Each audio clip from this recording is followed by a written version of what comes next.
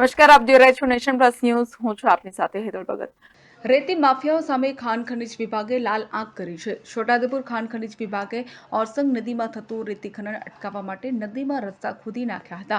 છોટાઉદેપુરમાં ઓરસંગ નદીમાં રાત્રિના સમયે ટ્રેક્ટર દ્વારા બિન અધિકૃત રેતી ખનન કરવામાં આવતું હોવાની ખાણ ખનીજ વિભાગને જાણ થઈ હતી.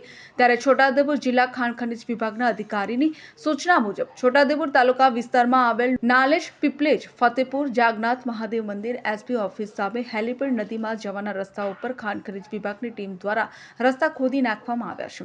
સાથે ખાણ ખનીજ વિભાગે રેતી માફિયાઓ સામે લાલ આંખ કરી છે, જેને લઈને રેતી માફિયાઓમાં પણ ફફડાટ ફેલાયો છે. Rehan Patel, Nation Plus News, Chhota Udepur.